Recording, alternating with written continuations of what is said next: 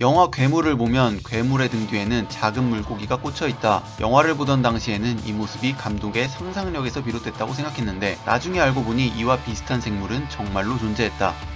심해아기는 영화 속 괴물처럼 긴 꼬리와 다리는 없지만 괴물처럼 몸통에 작은 물고기가 꽂혀있는 형태를 하고 있다. 머리에는 또 긴 더듬이처럼 생긴 무언가가 달려있어 아주 기괴한 인상을 심어준다. 심해아기는 어쩌다가 이런 모습을 하게 된 것일까? 심해의 혹독한 환경을 차근차근 살펴보면 이에 대한 해답을 찾을 수 있다. 심해의 혹독한 환경은 햇빛이 들지 않는 것에서 시작된다. 햇빛은 바닷물에 흡수되므로 수심이 깊어질수록 빛이 들어오는 양은 줄어든다. 그리고 수심이 약 2000m 정도가 되면 빛이 아예 들지 않아 완전한 암흑이 되어버린다. 햇빛이 들지 않는다는 것은 단순히 어두워진다는 것만을 의미하는 것이 아니다. 햇빛이 없기 때문에 광합성을 할 수 없고 광합성이 일어나지 않으니 산소도 생성되지 않는다. 산소가 생성되지 않는데 어떻게 생명체가 살 수 있을까? 심해에서는 광합성이 일어나지 않지만 해류를 통한 순환은 일어난다. 해류는 바람뿐 아니라 온도와 염분에 따른 밀도차로 인해서도 생기는데 이를 연렴순환이라고 한다. 편의상 극단적으로 간단하게 설명하자면 바닷물의 표층은 햇빛을 받아 온도가 비교적 높고 비가 내리기 때문에 염도는 비교적 낮다. 반면 심해는 햇빛이 들지 않아 온도가 낮고 염도도 높다. 이렇듯 표층수와 심해수는 온도와 염도 차이에 의해 밀도차가 생겨 표층수는 아래로 침강하고 심해수는 위로 상승하게 된다. 이때 침강한 표층수에는 산소가 포함되어 있어 심해 생물들은 숨을 쉴 수 있다. 연렴순환에 의해 산소를 공급받을 수는 있지만 심해의 산소 농도는 표층수의 1%밖에 되지 않는다. 낮은 산소 농도에 따라 심해에서는 생명체들이 번성하기 어렵고 이에 따라 먹잇감을 찾기가 쉽지 않다. 이뿐만이 아니다. 산소는 몸을 움직이기 위한 기초 에너지이기 때문에 산소가 희박하면 당장 몸을 움직이는 것부터가 부담스러워진다. 심해란 이런 곳이다. 심해아기는 이러한 환경에 맞게 행동한다. 2005년 무인 잠수정을 활용하여 심해아기를 관찰한 결과 심해아기는 거의 헤엄을 치지 않았다. 헤엄을 치더라도 아주 느린 속도로 이동했고 대체로는 죽은 물고기처럼 물에 둥둥 떠있는 듯한 모습을 보였다. 심해는 산소와 먹잇감이 희박한 환경이기에 최대한 움직임을 자제하여 에너지를 아끼는 것이 유리하다. 심지어 일부 종은 숨쉬는 행동까지 최소화했는데 미국의 생물학자 니콜라스 롱의 논문에 따르면 이 복어처럼 생긴 아귀는 최대 4분까지 숨을 참는다고 한다. 물고기가 호흡하기 위해 아가미를 여닫는 것은 생각보다 많은 에너지를 소모하는데 숨을 참게 되면 아가미의 움직임도 정지되기 때문에 에너지를 꽤 많이 절약할 수 있다고 한다. 그래서 그런지 이 녀석은 다른 아기들보다 먹이를 먹지 않는 시간이 더 길었다고 한다. 더 많은 먹이를 사냥하는 쪽보다는 덜 먹는 대신 에너지를 절약하는 쪽을 선택한 것이다. 심해아기의 에너지 절약은 사냥 방법에서도 나타난다. 심해에서는 초원의 맹수들처럼 추격하는 방식의 사냥을 하기 어렵다. 추격을 위해 빠르게 헤엄치는 것은 에너지 소모가 크기 때문에 먹잇감을 놓치게 되면 아주 곤란해진다. 다시 말하지만 심해는 산소가 희박해서 에너지를 최대한 절약해야 한다.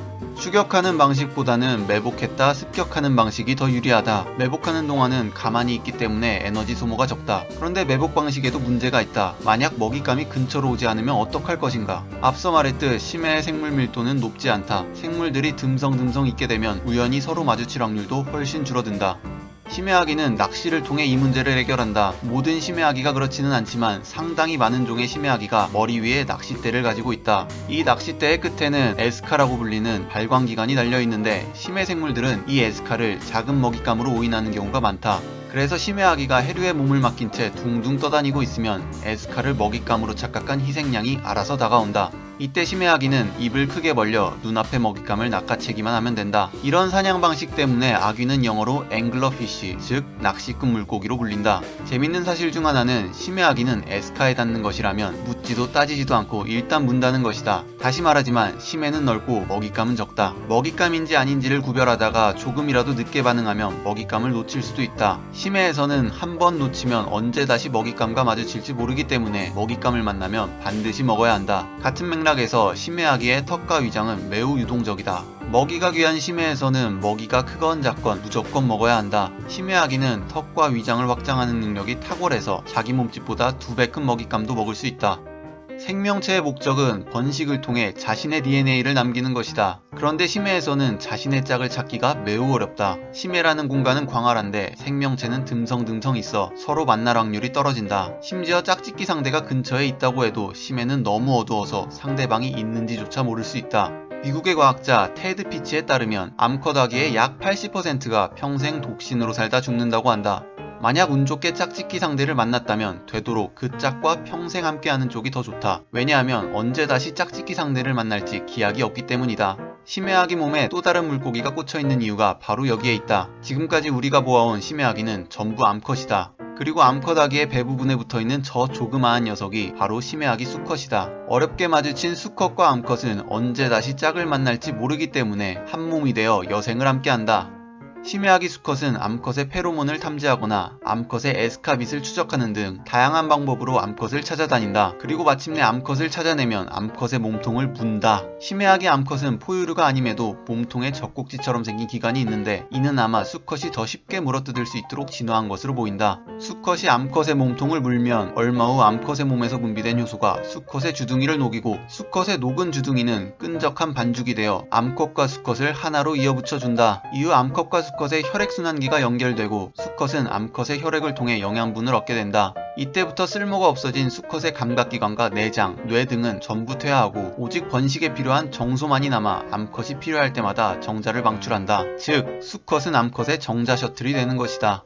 심해아기 수컷은 암컷에게 기생하지 않으면 사실 살아남을 수 없다. 애초에 수컷은 정자용으로 태어났다. 심해아기 수컷의 체강은 절반이 고환으로 이루어져 있다. 사람으로 치면 뱃속의 절반이 고환으로 채워진 거나 마찬가지다. 이렇게 고환은 비정상적으로 큰 반면에 소화기관은 거의 기능을 못하고 이빨이 퇴화하여 먹이를 씹지도 못한다. 따라서 심해아기 수컷은 암컷에 기생하는 것 외에는 달리 살아갈 방법이 없다. 한 번 만난 수컷과 암컷은 평생을 함께하지만 항상 일부일처제인 것은 아니다. 종에 따라서는 하나의 암컷에 여러 마리의 수컷이 기생하는 모습을 하는 경우도 많다. 물론 1처 다부제만 있을 뿐 일부 다처제는 존재하지 않는다.